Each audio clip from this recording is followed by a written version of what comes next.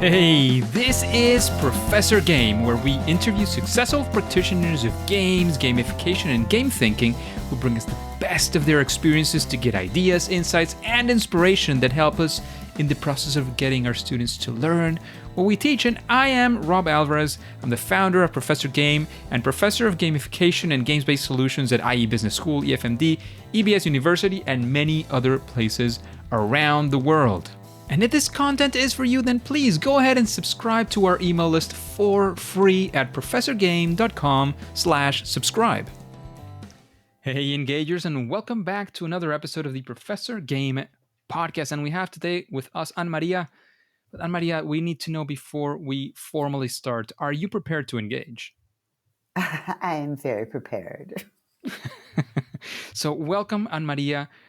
Welcome to this Professor Game podcast. And we have you here because let me quickly go through your intro. And after she had a stint in juvenile hall, AnnMaria ran away from her last foster home at age 15 and with a fake ID got a job and an apartment. By 19, she had a bachelor's degree and MBA at 21. She was the first American to win a judo championship and then retired from competition to earn her Ph.D., become a professor, quit the university to start her first business after the death of her husband. And she has founded 4 companies, raised 4 children, been one of Forbes' 40 women to watch over 40, a next-gen leader of the International Game Developers Association Foundation, and AARP Purpose Prize winner.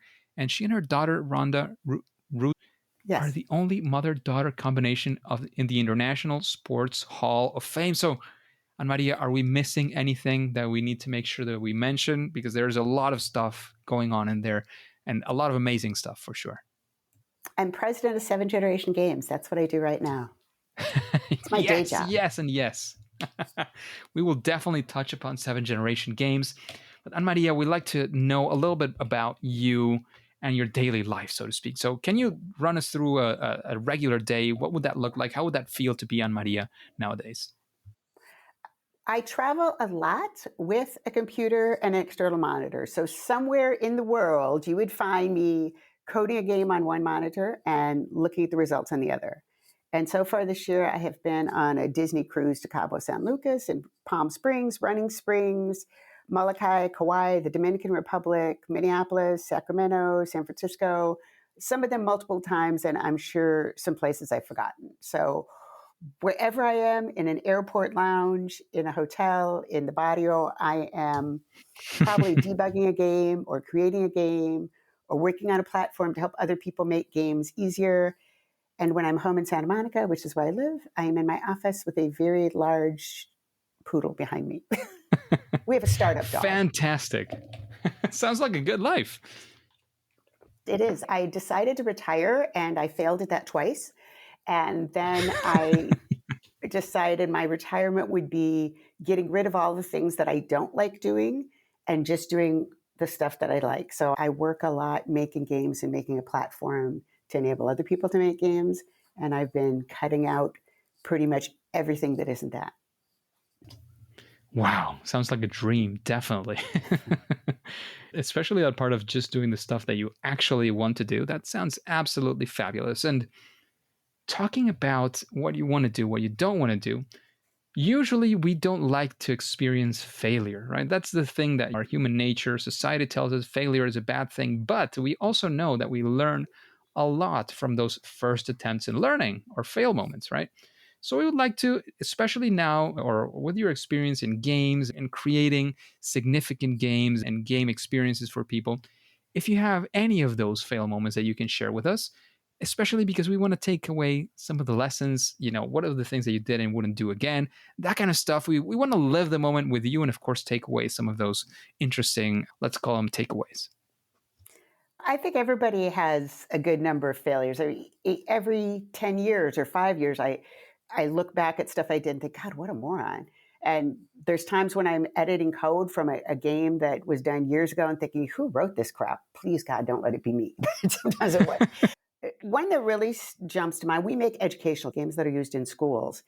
And when we started 10 years ago, we thought that what was really going to be successful was games that were in virtual worlds, something that kind of mimicked what kids play on their computer, on their Xbox.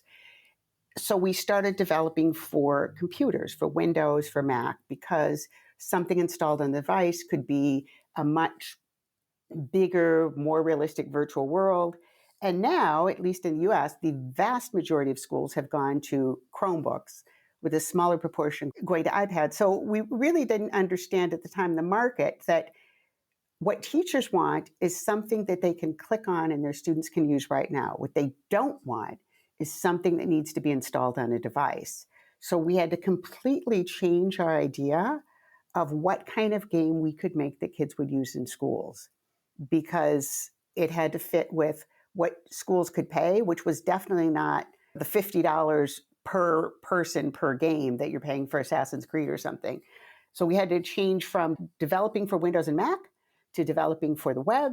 We had to change from things that were going to be installed on a device to things that were going to be played online. And that brought in a whole bunch of other constraints, like you couldn't have these huge, super cool videos because things don't autoplay and you'd have to load.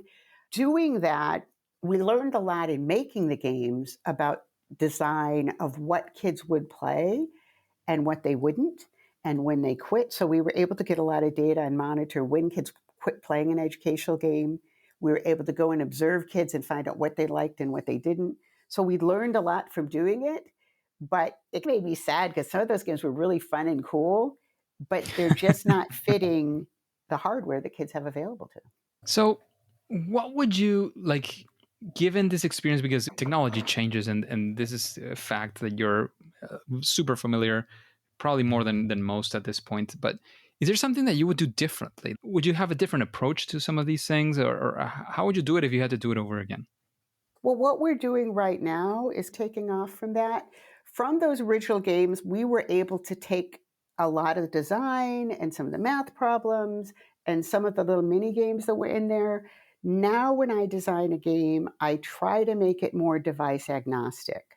As much as possible, I try to make things that could be used on any device, but I think in a little bit I'm going to contradict that. But I think going forward, I try to make things that aren't limited to a specific operating system. So Huh. that's That yeah, okay, it's a that major makes thing. sense. Amazing. That sounds like a good one. And I've worked as well with some people who used to develop, and probably a lot further than, in my opinion, it could have been with Flash. Right at the time I was studying at the university, that was back in, I started in 2003. So let's say even 2007 or so. They were already saying like, no, you shouldn't do this stuff in Flash, right? And many years later, when I started working in this place, I saw that they were starting to develop new things in Flash. I was like, no, this is going down. This is going to disappear anytime. What are you doing? So it's a good lesson to take into consideration that sometimes you need to look for stuff. And as times change, also this interoperability or these capabilities are more and more possible and oftentimes desirable. And as you mentioned, you're going to contradict this. I'm sure you have very good reasons and arguments for that. So let's actually shift into another story, a story of success. One of those things that you're a proud moment. We want to be there with you as well on that success, and especially some of the key things that you might say, well, these are some of the things that we think brought us this level of success at this initiative. Well, we have one game that we have hundreds of thousands of students using in school. And here's a very funny story about this. It was not an initial idea that came out about making a game. I was stuck in a blizzard in the middle of North Dakota. I don't know how familiar you are with the US, but I on an American Indian reservation. Alcohol is illegal on this reservation. I'm in a hotel. I have nothing to do. And the next day, I have to go to a school and meet with children and talk about math and educational games. And I was thinking when I was a little kid, I always wanted a dog, and we couldn't have one because my father was in the military and we couldn't have one on the base. So I made this little game that you answer a math question, you get a dog, and you get to name it. And then the next question you answer, you get to give your dog a bone. So you're earning points, and the points you spend, you buy things for your dog. The kids liked it. I figured that's going to be the end of that. Maria, my co-founder, got invited to an event that Google was hosting.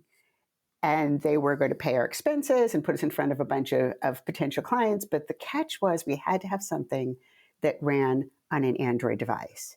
And she said, can we make one of our games, Spirit Lake or Fish Lake, to run on Android, switching them from Windows in this amount of time? And I said, there's no way in hell that could happen. But I said, I have this little dog game, and we could put some other things around it where you answer math problems and you get points, and we could make something where you could spend your points like in a store, and that could be done. And so that game became Making Camp, which is now Making Camp Ojibwe, and we have a whole series, and hundreds of thousands of kids play it. And it just came because I was bored and wanted something to do, and I was thinking about when I was a kid, what would I have liked to have had? So that's where that all came about. And it's got featured, I think, in an Android developers conference this year earlier. There's a video you can find online with a couple of million views of people looking at Making Camp and what we did. That's when you think of inspiration can come from anywhere, right? And there was actually a conference a few years ago. I think this was the first gamification in Europe that was organized, which was in Brighton in the UK. I remember, I think it was there that Marigo, one of the researchers in the field, was saying that in gamification, we look at people like yourself who make games, and we draw inspiration from what you guys are doing to see how we can perhaps build some stuff that is engaging, just like games, right?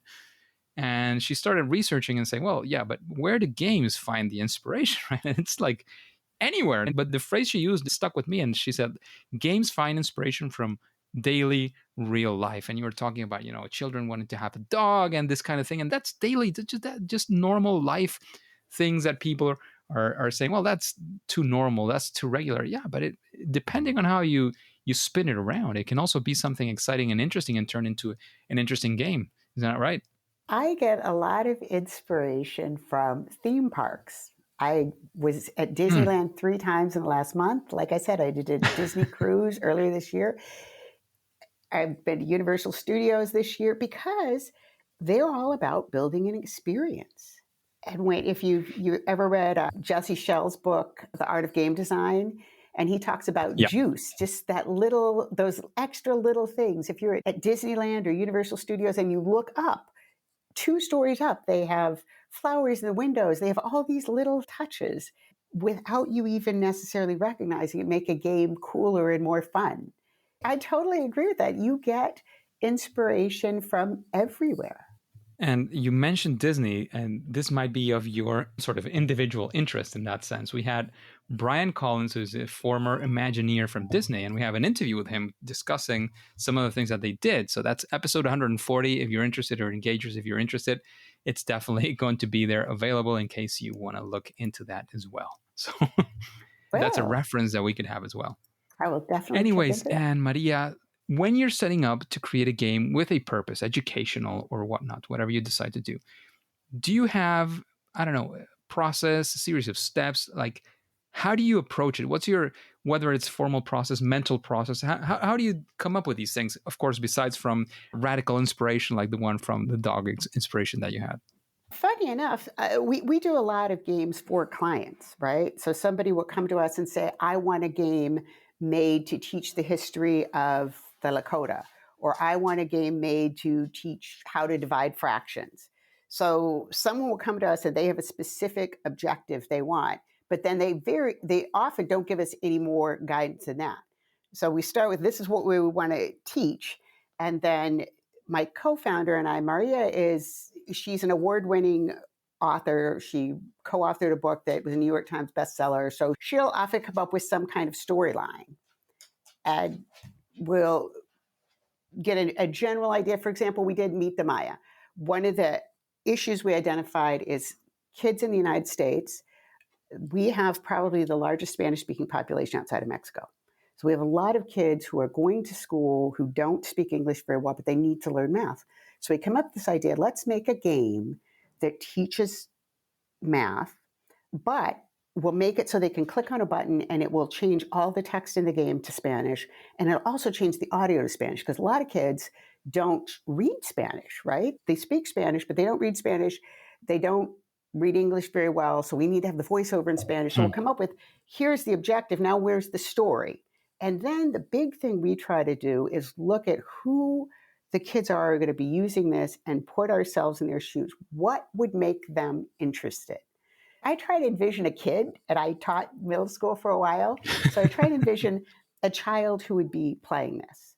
So, for example, with Forgotten Trail, which is set in the Great Plains, there's a lot of kids in little towns who nobody expects anything of them. They're just ordinary. They're expected to barely graduate high school and get a job on the farm or as a cashier at the store. And maybe they'd like to do more than that. So, Forgotten Trail, I started with that. And if you were that child, what could you do? You could learn that your family, your ancestors did this, the Forgotten Trail, the Ojibwe migration, where they walked from basically Canada to the middle of the United States, and then start with following that up. Or with Meet the Maya and the Aztec games, you could start with, you're Latino, you're in the United States, but at one point, where you are now was part of Mexico, and you have this huge history, and start with that. So I started with what might spark an interest in that child, whether it's that child in the upper Midwest, whether it's that child in the schools in Southern California, and then we go from there. And once we have the general idea, then we bring in experts, because I am not an expert in history, right? So we bring in experts that can fill in the historical part of it if it's historical. Like when we did Meet the Maya, we actually flew down to Belize on the Guatemala border, and we went to the Mayan pyramids with a guide who was Maya and learned about the history. We took pictures of the jungle and gave those to our artists. So we try to make everything as historically, geographically accurate as we possibly can, because we know that a lot of these kids live in communities that are very poor, either because they don't have any money or they're in a very remote area. And whatever they're learning about the Maya from us will be all they know. So we're making sure it's right. Whatever they're learning about the Ojibwe migration from us, that's what they know. So we make sure it's right. I don't know if that's more than you wanted to know. It's actually great to hear all of this. Those are the kind of sort of juicy details that sometimes some people are not going to give away, so to speak, in an interview, but that are definitely well priced by people who are listening and say, oh, that's the kind of going into the depth of things that sometimes can make the interview a lot more interesting. And that, every now and then we get somebody to I want to say generously get into the weeds and say, well, this happened and this specific thing. And here is an example of how we do this and that. So it really helps clarify oftentimes with examples. What are we talking about? Because our audience can be, somebody who's been doing this for some time, or it could be somebody who's listening in for the first time and is figuring out what this whole, educational games can be, or gamification in education, or for any other purpose as well. So it definitely is something that we are looking for. And thank you for giving us actually that level of detail AnnMaria. And talking about all the experience that you've had, I'm sure that you've run into plenty of these, but is there one best practice or something that you would say, well, if you're going to go for an educational game, do at least this thing and it'll be, again, at least better than it would have been if you didn't do it? Again, a best practice, no silver bullet. Absolutely. Test early and often with actual kids. If you're developing a game for 9-year-olds, you don't remember what it was like to be 9. I don't care if you think you do. I can't tell you the number of times I have told other developers in our company, that game is too hard. And they're just, oh, AnnMaria, you just weren't a gamer, you're old, or you're this. And we require people who work for us to go into a school and watch children play the game that they developed. And we require that early on. And one of my favorite stories is when we were up in North Dakota on the Canadian border and on a reservation at a reservation school, and this little girl was in the 4th or 5th grade, came up to one of our developers who was there with me. And she says, did you make this game? And he said, yes, all proud of himself, right? And she starts poking him in the chest. What made you think this game was fun? This game was the opposite of fun. I died 10 times trying to get through those snakes. And I said to him, see, I told you there are too damn many snakes in that part of the game. I told you. But he wouldn't listen to me because he's very into gaming. So he figures, oh, it's not that hard, or you don't remember what it was like to be 9. So that is my big thing. Take it to kids and have them play it. As adults, I would say generally, we're not very good at identifying what kids will find interesting, what they will find boring, what they will find too hard. So test early and often, watch kids play your game, listen to what they say. And the key is not only doing the playtesting, but as you're saying, actually doing the observation and doing it as early as possible. So I love that recommendation. And talking about recommendations, and after having the vibe of the podcast and all these questions and knowing what we discuss, is there anybody that you would say, oh, I would also like to listen to this person speaking about these topics on Professor Game? Sort of a featured guest, some name that comes up. If you haven't had Jesse Schell, that wrote The Art of Game Design, I would Yes, definitely. absolutely have him. He's talked to him a couple of times at conferences. Seems a very nice man. Somebody I haven't met, but Scott Rogers, who wrote Level Up, the Guide to Great Video Game Design, I think would be another interesting one. Scott Rogers, I haven't heard of him. Maybe I have. It's maybe just my memory playing tricks. But Jesse Schell is actually episode 102. Yes, What? How did Jesse I miss Schell. that? What? Now I have stuff to do. The next time I'm stuck in an airport and waiting for my flight, I have new podcasts to listen to. You can definitely have it there, of course, with an app, whatever app you're using. You can download the episode and even listen to that on the plane. So yeah, there you go. Absolutely. I'm always complaining about how bad in-flight Wi-Fi is, and I know that is the firstiest of first world problems. Yeah. But again, the good thing is that there's many things that now are downloadable and you can just listen to them or view them on the airplane after having downloaded them. So I do some planning when I'm doing that, just in case, because every now and then you have some good entertainment on board. Oftentimes it's not the case. It's not even airline specific. I usually travel with mostly the same airlines, and it has nothing to do with the length of the flight, the type of airline. It's just almost random. You get lucky or you don't. So that's something that you potentially could do. And you mentioned Scott Rogers was the name of one of the guests, right? Yes. So you mentioned Scott Rogers. You mentioned, sorry? Oh, I said he wrote a book called Level Up.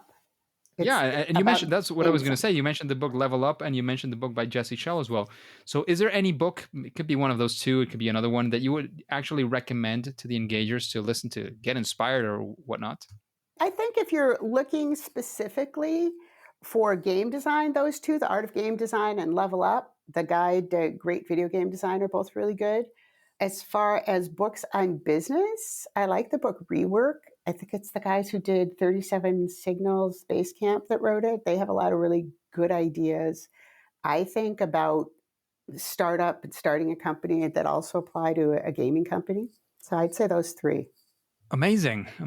Pretty good recommendations as well. Thank you for those. Increasing our list every week. I'm sure I will never be able in my whole life to catch up to the list that I've built to this point, but I am happy to have those recommendations. So many things are all male in this industry, so I always try to recommend someone who's a woman. And I think one of the ones I like is Carly Fiorina. And she is not at all on the same spectrum as me politically, but she was the CEO of Hewlett Packard, and she has written some good things about business. One of them is her book, Tough Choices. But I think one of the wisest things she said when somebody asked her why she made a decision, I think it was about not laying people off, but she said, once you sell your soul, no one can buy it back for you. And I think sometimes in startups, people are willing to make a lot of not so great decisions based on, oh, we have to get ahead and we have to hustle and everything has to be 100% about how much money we can make. And I think she makes some good points about looking at the long run. Yeah. There's a Simpsons episode. I don't know if you might have seen it or remember. Then it's him trying to buy it back or to get it back because he can't enter into the Quickie Mart or all these things because he doesn't have a soul. And then he starts dreaming about things he can't do. And he sees Milhouse having an extra soul that can help him out. That stuff. It's a funny episode, but some of the lessons you can actually extract are those kinds of things. Like, don't just sell your soul for a few bucks or for many bucks. In any case, it's not worth it. My husband's memorized every Simpsons episode. Oh my gosh. He will listen to this podcast just because of that now. There you go. You have a new listener now, at least, even if just for this episode. I'm happy to have him on board for sure. And we talked about the recommendations of what other people's great work is. In your case, what would you say is your superpower in this game creation world? What would you say you do at least better than most other people? Just like with superpowers, it's not exclusive, right? oh, I fly, so you're only Iron Man can fly, right? No, there's Thor, there's from the DC world as well. Other people can have it, they have it, and it's a fantastic thing. We focus on educational games, and I would say I'm very, very good at seeing what will make a kid learn. And there are two things that are involved. One is they have to actually play the game. No one ever learned from software they didn't use. And so there's a lot of so-called games out there. You talk about gamification, stuff that is super boring, but you get some stupid little badge at the end of it. So the first part is seeing what will make a student play a game. And the second part is seeing what they will learn. Because there's also some so-called games, the worst of those games that supposedly teach coding.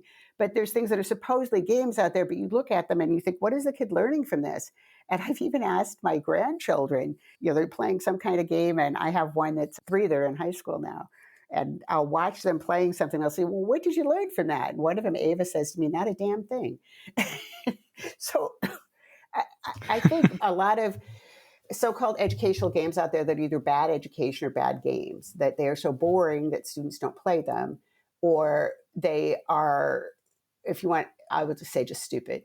They have something, they're saying, we're teaching coding because coding involves if-then, and if you move this block over here, the cat goes meow. That is not coding. And I say this as somebody who started coding with punch cards. That's just bull. So I think I'm very good at combining the two in a way. So for example, you're learning about fractions and you're riding your little character in the game to meet somebody from another tribe. And it's 6 days ride away. Where's the fairest place to meet? And the answer is you ride your little character to 3 days. Why is that? It's because 3 is half of 6. So putting things in context that kids actually learn them. And because my doctorate, I specialized in applied statistics, I really am driven by data. We had originally thought when we started making educational games that we would do, say, 2 minutes of gameplay, 2 minutes of math, 2 minutes of gameplay, 2 minutes of math. And then it would be about balanced out. The teachers, of course, wanted it to be all math. The kids wanted it to be all games. I had a co-founder that is no longer involved just because he went off to do other things. But he kept saying, well, if we just had more game, the kids would play it. Yeah, but then the teachers wouldn't let them use it in school, right? So what we found eventually was you don't do half and half. You front load it with a lot more game than education. And then as you get further in, you gradually increase it to 50-50 because now they're invested. I went through that part where I had to get across the road and I died 3 times doing that. And then I did these much easier math problems. I got those right. So now I feel like I'm smart. And then I did this other part where I had to search and find all the items that I need to continue on my journey. And so now when a math problem that's a little bit more at my grade level comes up, I'm going to put a little more effort in because I've already spent 10 minutes in this game. I'm already in level 3. So I think understanding how to combine both game design and education so that kids are actually learning and keep playing, that would be my superpower. Not as cool as flying. Amazing. Amazing. And that's a very important one to have in a world like this one. But now we get to the difficult question of the podcast today, AnnMaria. What is your favorite game? Oh, my kids always laugh at me because they say, Mom, you make games and you suck at them. I play World of Warcraft a very little bit. Mostly I do very quick casual games. I played Murder in the Alps. I play Scrabble or any kind of word game a lot. And the reason for that is I play Raid sometimes on my iPad. But the reason is, and I have a daughter who does Ronda, who had a contract with Facebook Gaming for a while. And mothers tell their children, no one's going to pay for you to play video games when you grow up. So you had better be studying your math or studying your biology, where in fact, Facebook did pay her a fair amount to play video games when she grew up. And she is like a level 103 in World of Warcraft or something. Like Activision sends her out levels before they come out. So she's beyond whatever levels are available in the public. Wow. And I told her, I said, I just can't do that. I can't spend 100 hours learning something that's not going to benefit me in the real world. I guess in her case it does because she gets paid. But My husband will play Assassin's Creed or Zelda, or my kids will play Super Mario Brothers, and they'll play it for hours and hours and hours. If I'm this play for hours and hours and hours and develop a skill, I want it to be something that lets me add a new kind of animation in a game, or let me add a block where teachers can do a new drag and drop type of assessment for students. So I'm not one to do the massive multiplayer games. I will play Scrabble on my iPad in Spanish, so my Spanish gets better. I'm not very exciting. Amazing. Thank you for that. So, AnnMaria, we're running towards the end of the interview. I know there's many more stuff that we could have discussed today. Probably we might do it in the future as well. But, for the end of the interview, is there anything you'd like to mention to us? Anywhere you want to lead us to where we can find out more about what you're doing, your current endeavors before we take off? Yes, I am doing the coolest thing right now, I think. It's called 7 Gen Blocks, and it is coming out in a few weeks. So if anybody listening wants to be a private beta tester, they should hit me up. If you wanted to make an educational game and you didn't have a lot of educational game design background, or if you're a developer but not super experienced, this would allow you to make a game, and a good educational game. If you are super experienced, it'll just allow you to do it many times faster. We've been making games for years, and we started coming together. If you ever played with Legos when you were a little kid and you could snap together the Lego blocks and make things, this is kind of the educational game. You want a visual novel in your game, you go into this block and you just type in the code you want, and you can do it in multiple languages if you want. You want an image over that background, you just put the link to that. You want to do a maze that comes after the visual novel, drop in the block for that. So it is the coolest thing. Obviously, Lego will sue us if we called it Lego for Games, but so we call it 7 Gen Blocks, and it's sort of snapping together pieces of educational games with all of the knowledge that we've gained over the 10 years we've been doing it built in. So it's the coolest thing I've worked on in a very, very long time. Amazing. Thank you very much for that. And where can we find out more about this endeavor? You can go to 7Gen Blocks. If you just go there, 7GEN blocks.com. There's a link to be in the private beta. Or if you want to go to 7generationgames.com, the number 7generationgames.com, you can learn all about our company and all the cool stuff we're doing and get links to tons of our games. So either of those places would be great. And if you're on Instagram, you can follow me at AnnMaria7. It's the number 7GEN, and see where in the world is AnnMaria today. Amazing. Thank you very much for spreading all of your experience, all that knowledge that you've been gaining throughout the years, all this experience that you have, sharing it with the engagers. But as I mentioned before, at least for now and for today, it is time to say that it's game over. Engagers, it is fantastic to have you around. And thank you for listening to the Professor Game podcast. And of course, as always, if you want more interviews with incredible guests like AnnMaria, go to professorgame.com/subscribe and get started on our email list. It is absolutely free. We'll be in contact. You'll be the first to know of any opportunities that we might have for you. And of course, before you go into your next mission, you can also, for free, subscribe or follow, whatever that looks like on your favorite podcast app. And of course, listen to the next episode of Professor Game. See you there.